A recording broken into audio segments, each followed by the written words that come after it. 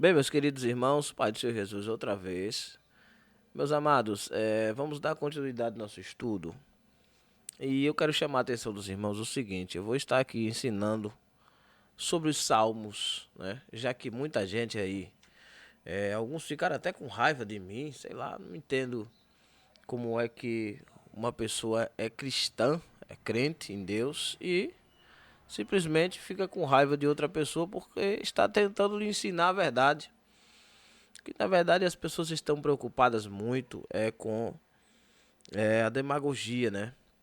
A aceitação mesmo das coisas erradas. Eles preferem viver no erro do que aceitar que estão errados. E isso aí não é coisa de crente, irmão. Crente tem que aprender quando está errado, tem que aprender a admitir que está errado. Eu mesmo não tenho dificuldade nenhuma em admitir os erros. Agora é o seguinte: quando você está estudando a palavra do Senhor, nós não admitimos erro na palavra do Senhor.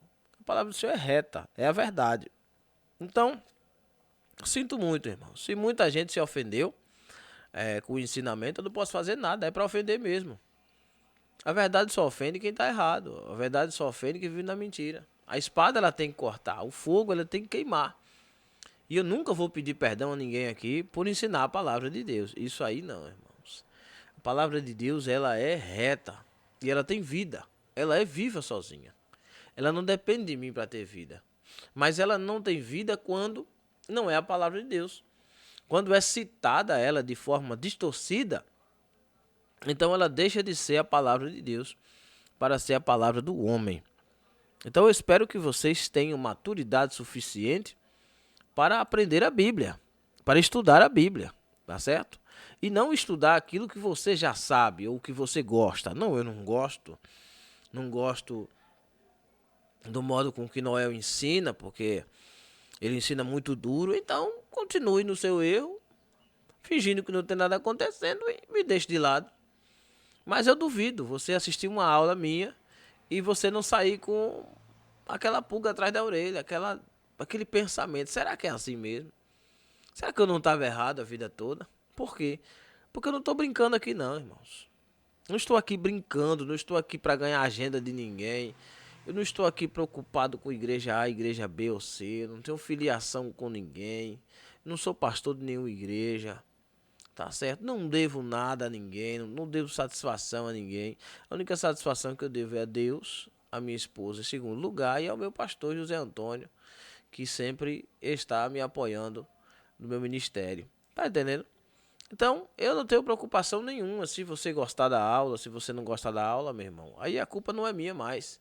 Eu sei de uma coisa, um profeta nunca vai ser bem recebido em sua casa. Porque o profeta de casa, ele não tem honra. O que tem honra são os profetas de fora. Mas está escrito o seguinte: crede nos seus profetas e prosperareis. Não está escrito creia nos profetas de longe, creia nos profetas dos outros. Está escrito creia nos seus profetas. Tá certo? E o que eu tenho pregado aqui é o que eu tenho visto nas igrejas. Tá certo? Pessoas que não sabem sequer o que é uma oração, sequer o que é um salmo, não sabem o que é um evangelho, não sabem o que são cartas. Não sabem mesmo. Vez ou outra eu estou num culto e eu peço para os irmãos abrirem um determinado livro, quando eu estou pregando, e as pessoas estão procurando ele num testamento que não existe. Alguns, alguns livros que eu peço para, por exemplo, abra sua Bíblia em Malaquias, a pessoa está procurando lá perto de Apocalipse. Tá entendendo? Então, o que eu tenho visto é isso.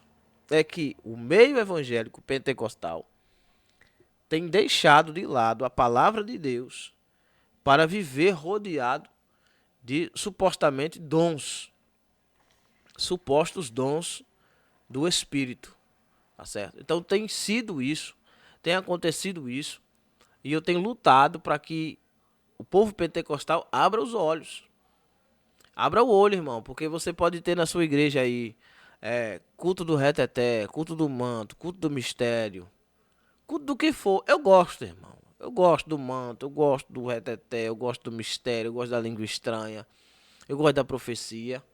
Porém, tudo isso aí, junto, se você botar o bolo todo junto, não liberta uma pessoa.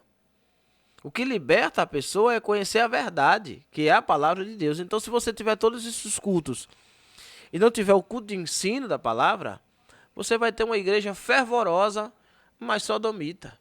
Não adianta, irmão. O pecado entra. Se não tiver palavra, o pecado entra. Rodar, pular, sapatear não queima a carne. O que queima a carne é jejum, oração e absorção da palavra de Deus. Deixar a palavra entrar e sair aplicando. É isso que muda. Você pode colocar lá o culto do amor, mas se a pessoa não aprender na palavra o que é amar, não vai saber o que é amar. Não saberá o que é o amor, certo? Então vamos lá.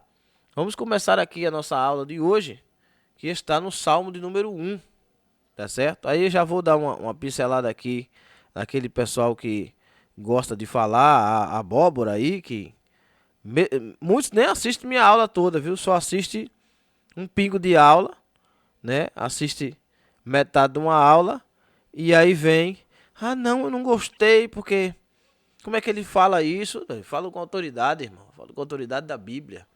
A palavra de Deus me dá autoridade suficiente para mostrar onde as pessoas estão errando. Agora diga se não é assim. Por exemplo, eu gravei uma aula falando sobre o Salmo 91, que não é uma oração. E nunca alguém se perguntou por que é que nós somos protestantes. Já parou para pensar por que você é protestante? Porque você é crente e não é católico? Justamente por isso. Porque uma das coisas que nós, protestantes, temos contra o reino católico apostólico romano é isso. É a vã repetição, que é a reza, que é pegar um texto da Bíblia, ou um rosário, ou uma reza feita, uma oração feita por um dos santos, que já teve sua valida, naquele momento que foi composta pelo santo, ou do papado romano, ou do padre, ou seja lá de quem for, né? Que traga aquela reza e aquilo é repetido todo santo dia, fazendo parte da liturgia do culto. Liturgia, o culto você sabe que tem uma liturgia, não sabe? Você sabe o que é a liturgia, né? Então o culto é composto de várias coisas, chamada liturgia. O culto tem o momento do cântico, o momento do ofertório, o momento da oração, o momento da palavra, o momento do louvor congregacional, o momento da harpa. Tem esses momentos do culto. Ou você nunca percebeu? Então isso chama-se liturgia. Então, no meio da liturgia católica, o que é que eles fazem? Eles colocam um salmo ou uma reza em que aquilo ali fica repetido o tempo todo. Todas as vezes serão aquela mesma coisa. Terá as mesmas frases para todos os cultos, todas as missas. Aquela liturgia vem sendo citada. Por exemplo, quando vai se ler o Evangelho de Jesus Cristo segundo escreveu Mateus. Aí o que é que eles dizem? Glória a vós, Senhor. Quando termina, palavra da salvação. Aí benze-se e diz glória a vós, Senhor. Então, quer dizer, isso é reza. Isso faz parte de uma reza. Como, por exemplo, Santa Maria. Santa Maria, Mãe de Deus e tal. O credo, por exemplo, a hora do credo, eles vão rezar o credo. Creio em Deus Pai, Todo-Poderoso e tal. Então, isso faz parte da liturgia católica. E uma das coisas principais pelas quais fez com que houve a, como é que se diz, reforma protestante, não é verdade, não é reforma protestante, né? É uma reforma católica, né? É tentando reformar a igreja católica. Então, é uma reforma católica. Nos tornamos protestantes, né? E eles fizeram uma contra-reforma, né? Então, uma dessas coisas foi isso, a vã repetição. Porque torna aquele santo que criou aquela reza como mediador, né? Retirando a parte que diz que Cristo é o único mediador. Mas isso aí é outro pepino, né? Outro pepino para católico. Mas só para os irmãos entenderem que a reza é proibida por Jesus. Jesus proíbe a pessoa fazer reza. Você não sabia disso, né? Mas eu vou mostrar para você na Bíblia, para você não dizer, não, Noel, Mas você está exagerando. Exagerando não. Vou lhe mostrar. Mateus, capítulo de número 6, versículo de número 7. Evangelho de Jesus Cristo, segundo escreveu Mateus, capítulo 6, versículo 7. Está aí na sua tela para você ver. E orando, não useis de vãs repetições, como os gentios que pensam que por muito falarem serão ouvidos. Você entendeu? Jesus repreende os discípulos dele. Quando vocês forem orar, vocês vão entrar no quarto, fechar a porta e tal e tal. Mas não façam a mesma coisa que eles fazem. Não fiquem repetindo, usando vãs repetições, porque eles acham que por muitas vezes falando, porque várias vezes é feito aquilo ali, gera um sacrifício, né? Por exemplo, você vai rezar lá o rosário, e ali são 150 Pai Nosso, 300 Ave Maria, não sei o que, não sei o que. Em cada meio daquilo tem um credo. Quer dizer, por vezes orando aquilo ali, rezando aquilo ali, fazendo aquilo ali, eles acham que repetindo aquilo serão ouvidos. E é Jesus quem está dizendo isso, não sou eu.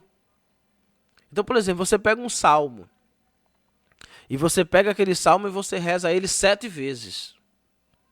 Porque por muito orar, pensam que serão ouvidos. Por muito falarem, pensam que serão ouvidos. E Jesus já tinha dito para não fazer isso.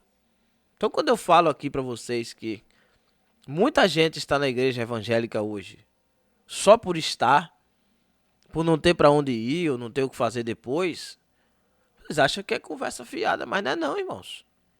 Não é não. Tem muita gente aí a rodo, a facão na igreja, que não consegue saber, não consegue discernir o que é um salmo, o que é um cântico de adoração, o que é um hino. Você está entendendo a situação? Então veja o nível espiritual que chegaram. Confundir uma oração com uma reza. E não se dá conta de que fazendo aquilo ali estão caindo em contradição com o protestantismo que nós viemos. Nós somos protestantes por justamente contestar isso. Então, quando eu falo para alguém assim, olha, não pode fazer isso aqui, eles já dão logo um chilique.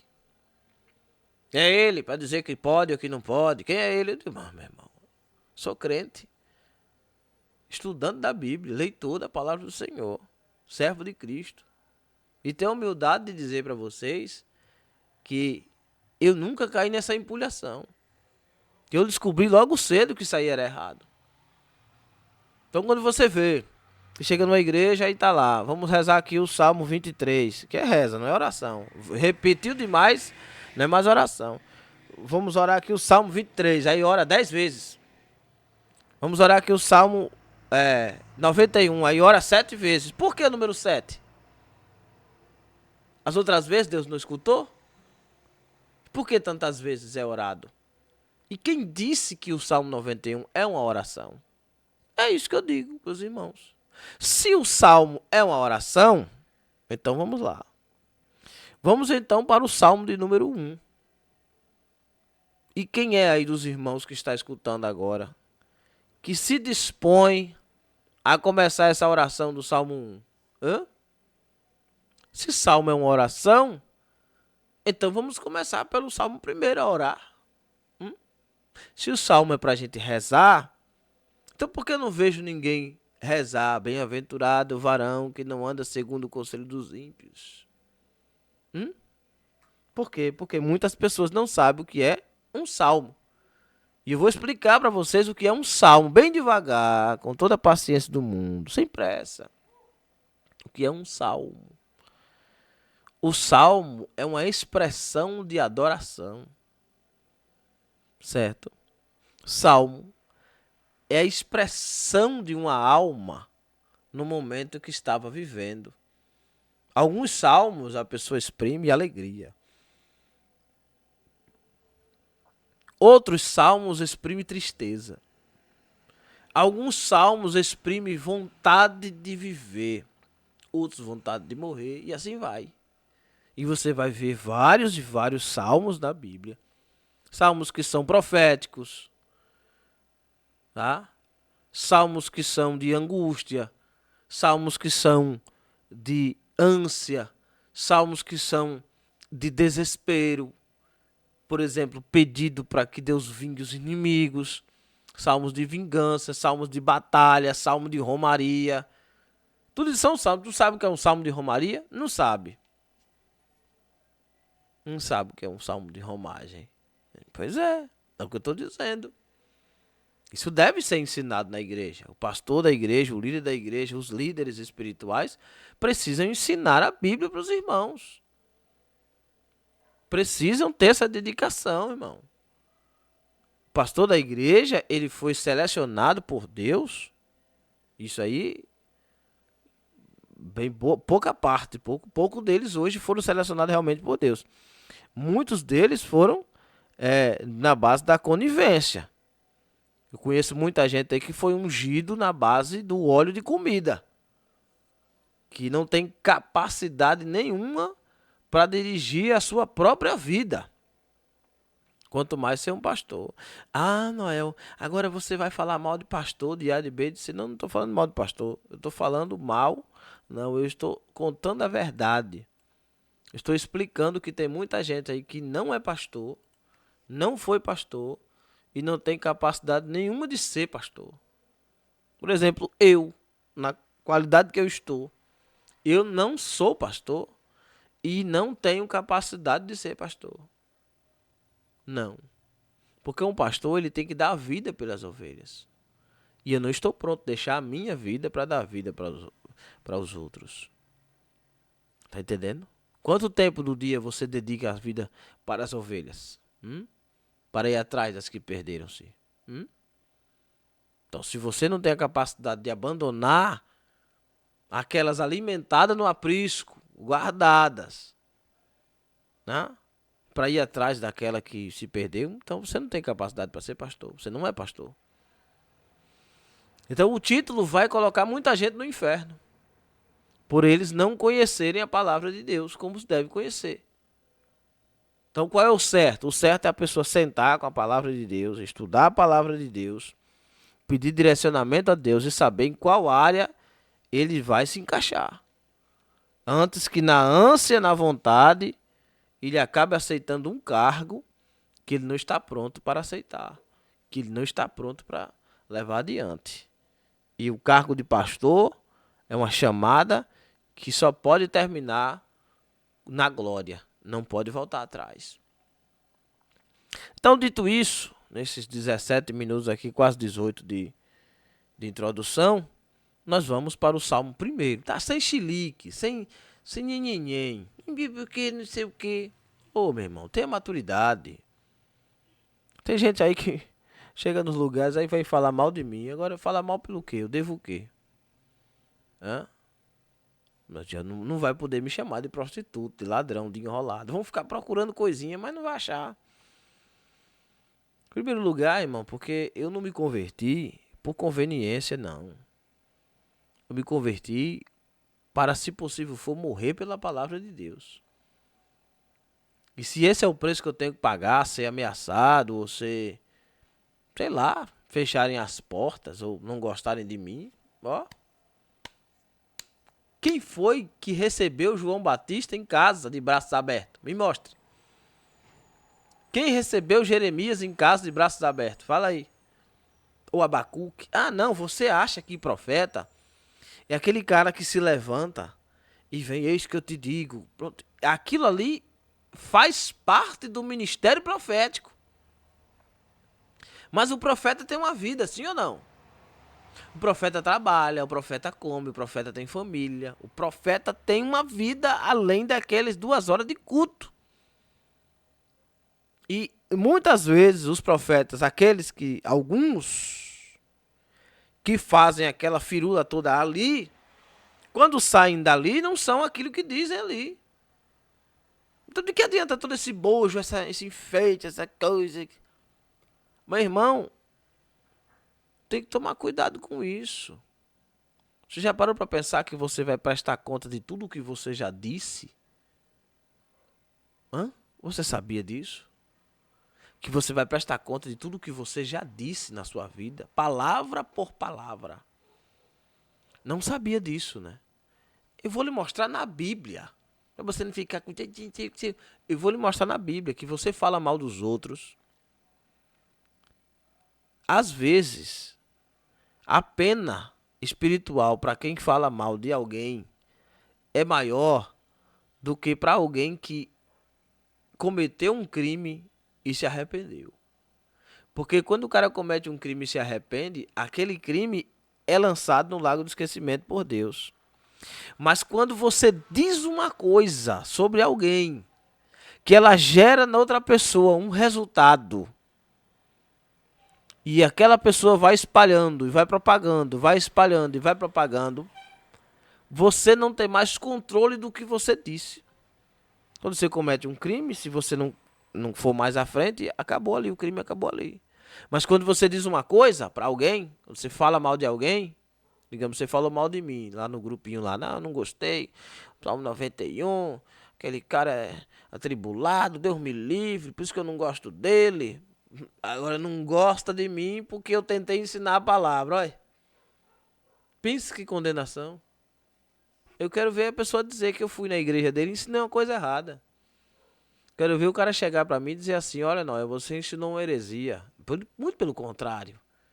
Quando chega aqui cheio de heresia, cheio de dizer, eu corto, eu podo na hora. Quando chegam meus alunos aqui, porque eu tô assim, porque eu tô assim, esqueça, isso aí você aprendeu errado. Vamos para a Bíblia. Então, a Bíblia é a suma de tudo. Não pode fugir da Bíblia. A Bíblia é a régua, é a medida de tudo. A medida da minha vida, da sua vida. A medida de tudo é a palavra do Senhor. Tanto é a palavra do Senhor que Jesus Cristo, ele usa a palavra de Deus. O próprio Cristo, que é a palavra viva, quando ele vai combater o diabo, ele usa a palavra de Deus para poder repreender o demônio. Então, Cristo usa a própria palavra. Tá certo? Então, se você vê, por exemplo, o que Jesus diz em Mateus 7, né, sobre os julgamentos, as condenações, você compara com Mateus 5,37, quando Jesus explica aos discípulos que o vosso falar seja sim, sim, não, não, porque o que passa disso é de procedência maligna. Jesus estava ensinando aos discípulos de que quando uma pessoa ela abre a boca para falar aquilo, deve entender que precisa assumir as consequências, né, do que ele diz. Quando você diz uma coisa, você precisa estar pronto para assumir as consequências depois de que você disse aquilo ali. Então, você vê em Mateus 5,11, no Evangelho de Jesus Cristo, segundo escreveu Mateus, ele diz, bem-aventurados sois vós quando vos injuriarem e perseguirem e mentindo, disserem todo o mal contra vós por minha causa. Mas, para isso acontecer, o que é que está em jogo? Está em jogo que a pessoa, ela está fazendo a obra do Senhor como Cristo lhe manda que ele faça. Mas quando a pessoa ela está supostamente criando para si um evangelho fajuto e ela começa a sofrer as penas daquilo e ela começa a dizer, não, eu estou sofrendo por causa do evangelho. Não, você não está sofrendo por causa do evangelho. Está sofrendo porque você procurou aquele tipo de sofrimento. Tá certo? Então, já expliquei para vocês que o salmo é uma expressão de adoração. Expliquei também para vocês que é preciso ter cuidado com o que você escuta e com o que você fala. Tá certo? Então, no próximo passo dessa aula, nós vamos estudar o salmo de número 1. Tá certo? Então diz o Salmo de número 1. Bem-aventurado o varão que não anda segundo o conselho dos ímpios. Preste bem atenção. Não anda segundo os conselhos dos ímpios. É segundo o conselho dos ímpios. Qual é o conselho dos ímpios? O que é impiedade? Primeiro é preciso você entender o que é um ímpio. Tá bom? O ímpio nem sempre está falando de uma pessoa que está no mundão perdido, ou seja lá como você imagine. O ímpio é toda aquela pessoa que pratica iniquidade, impiedade. Então, essa palavra bem-aventurado quer dizer mais do que feliz. Mais do que feliz é a pessoa que decide não andar segundo o conselho dos ímpios. Veja o artigo definido, o. O conselho dos ímpios é a perdição. O conselho dos ímpios é esquecer-se de Deus. Salmo de número 9, que nós vamos estudar depois. E para o inferno irão todas as nações que se esquecem de Deus e os ímpios. Então veja que está ali paralelo ao esquecimento de Deus, mas esquecer de Deus não é esquecer que Deus existe. É não observar os seus mandamentos e fazer conforme o que ele quer fazer. Então o que é um ímpio? O ímpio é uma pessoa que faz o que quer fazer, sabendo que existe um Deus, mas ele não mede as consequências e não se preocupa com o que virá sobre ele. Então isso é um ímpio, é uma pessoa que peca deliberadamente. Uma pessoa que peca simplesmente porque quer pecar. Então você vai seguir um conselho de uma pessoa dessa? Por exemplo, surge na igreja hoje aí uma moda de fazer rifas.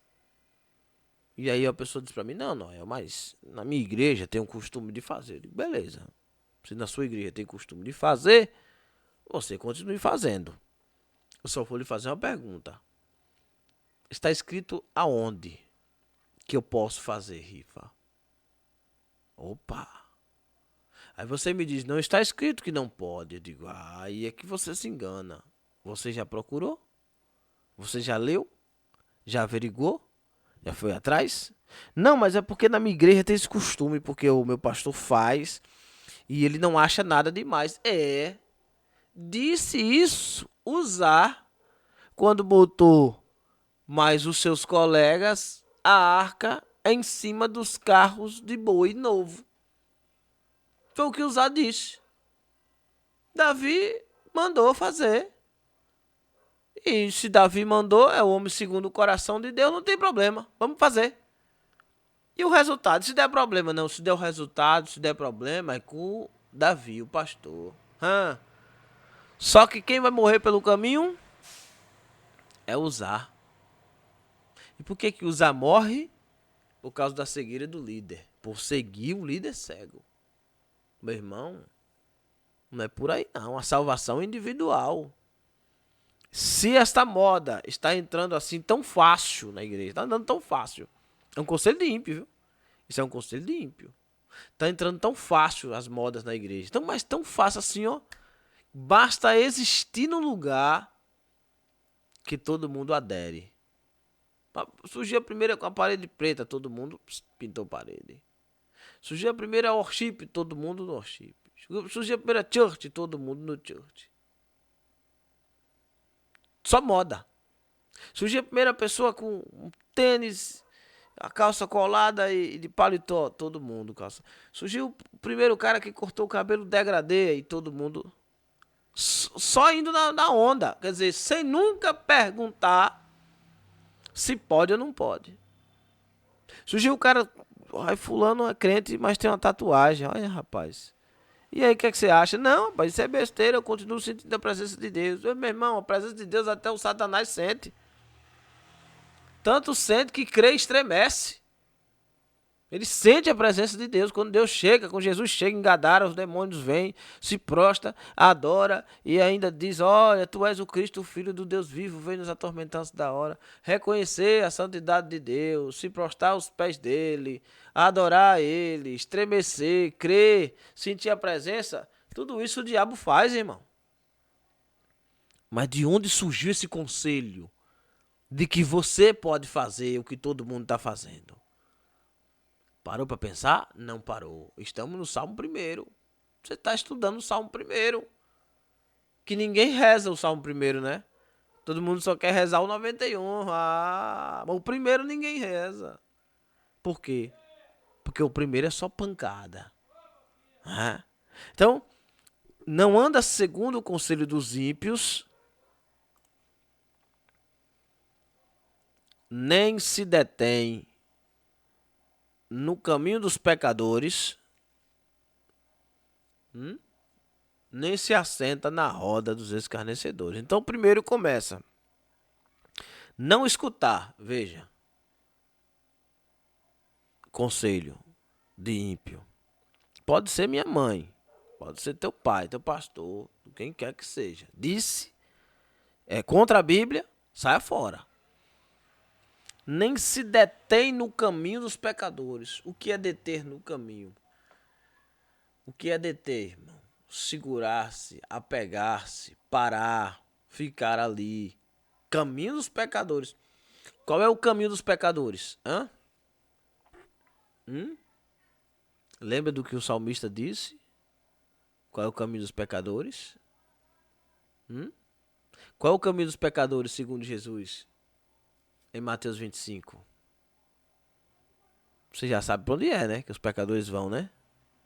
Por quê? Porque não são pecadores arrependidos. Não são pecadores que têm o sangue de Cristo. Aqui são pecadores que estão caminhando junto com o ímpio para o inferno. Veja, a primeira classe é o ouvido. Cuidado com o que você escuta e de quem você escuta. Segundo, é a caminhada. Então, cuidado com o ouvido, cuidado com os pés. E por terceiro vem a parada. Veja, escutar, caminhar e parar. Algumas pessoas não escutam o conselho dos ímpios, mas caminham com os pecadores. Esses são chamados de demagogos, hipócritas. Não, eu não sou igual fulano, mas faz coisa pior. Não se assenta na roda dos escarnecedores. Agora ele já parou. Isso aqui fala sobre os desviados. Normalmente a pessoa que é escarnecedor, ele só escarnece porque um dia ele estava naquele ambiente. Então, para ele escarnecer de alguém, ele deve conhecer aquela pessoa, conhecer os seus erros, conhecer os seus defeitos. E o que tem de cristão escarnecedor, cheio de chocarrice, cheio. Lotado. Escarnecedores. Quando você se reúne com os seus irmãos, que são crentes, para falar mal de alguém, você é um escarnecedor. E aí você pode passar a semana rezando na igreja, o Salmo 91, orando o 23, pulando cambalhota, plantando bananeira, fazendo o diabo. Não vai adiantar, aquele culto seu não é recebido pelo Espírito Santo. Por quê? Porque você é um escarnecedor, está caminhando junto com os ímpios e os pecadores para o inferno. Presta atenção, irmão, porque o Salmo de número 1 deveria ser uma autoanálise da nossa vida. Por que as pessoas não pegam o Salmo primeiro e colocam lá na tampa da geladeira, na frente da geladeira, no meio da casa? Porque a Bíblia das pessoas não é aberta no Salmo primeiro, é aberta no Salmo 91. Por quê?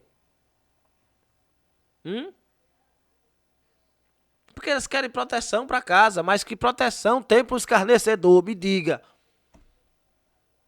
Me avisa, me mostre aí onde é que está escrito aqui, mesmo você sendo escarnecedor, eu lhe protegerei. Vai, escarnecedor. Tu vai ver o caminho, qual será o seu. E tem muita gente escarnecedor. Eu conheço gente que é pregador e é escarnecedor. Quando sai do culto já sai fazendo chocarrice, piadinha. Fica mangando de um e de outro, zombando. Se reúne em grupo pra zombar, pra dar risada. Não, porque nós somos alegres. Alegre, vai tudo pro quinto dos enfim. Escarnecedor. Eu sei que muita gente não gosta da verdade, mas isso é problema seu, meu amigo. E quando você fala escarnecedor, a maioria dos escarnecedores já pensa logo no outro. Não, eu não sou escarnecedor, não. Escarnecedor é fulano.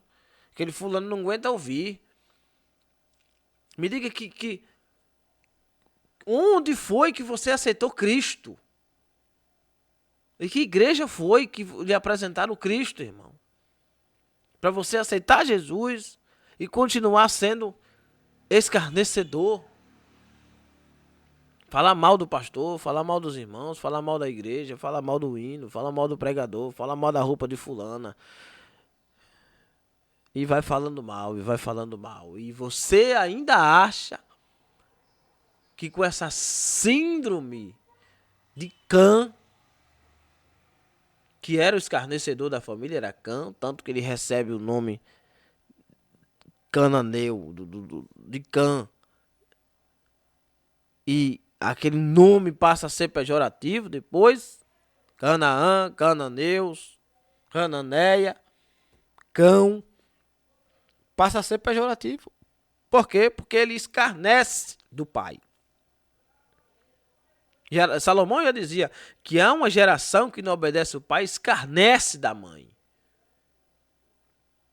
Estamos vivendo um tempo parecido com esse. Escarnecedores. Hã?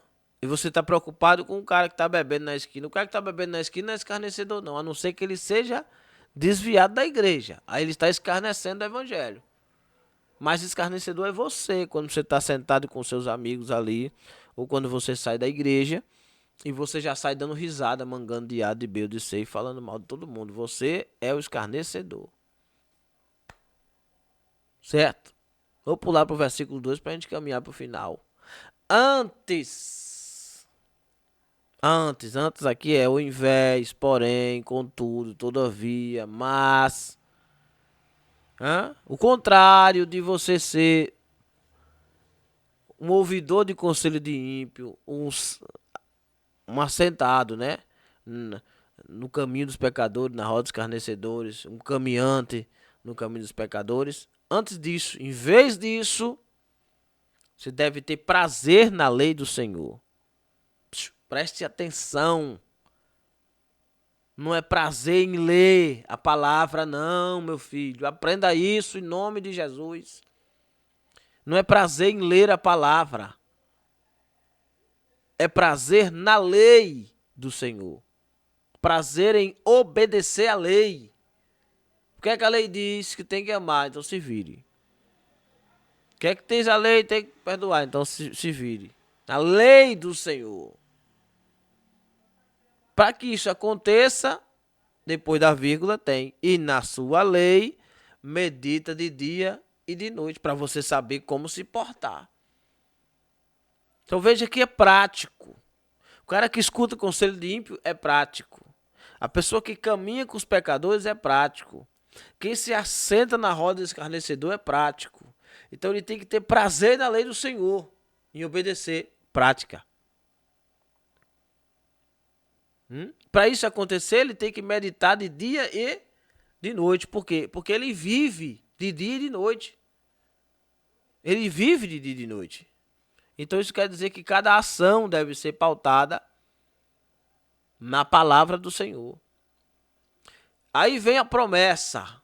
Promessa condicional. Se você fizer isso, se eu fizer isso, se nós fizermos isso, né, será como a árvore plantada junto a ribeiros de águas, a qual dá o seu fruto na estação própria e cujas folhas não caem, e tudo quanto fizer prosperará. Veja, você vai ser uma árvore plantada junto a ribeiro e vai ter que se virar para no tempo certo, quando chegar o tempo de fruto, você ter fruto.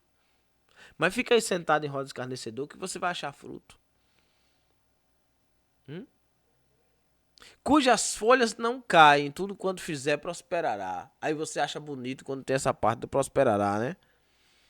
Cujas folhas não caem.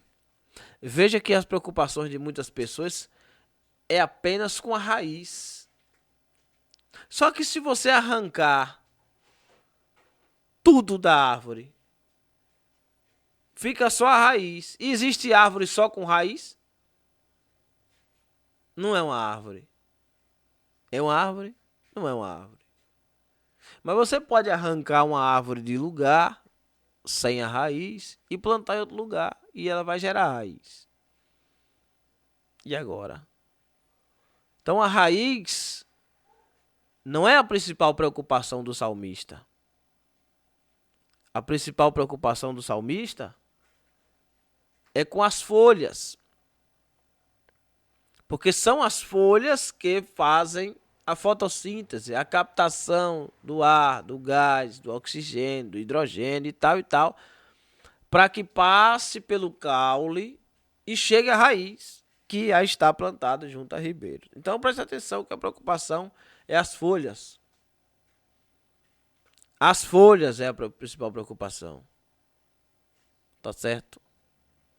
Então, o que são as folhas, segundo a Bíblia Sagrada?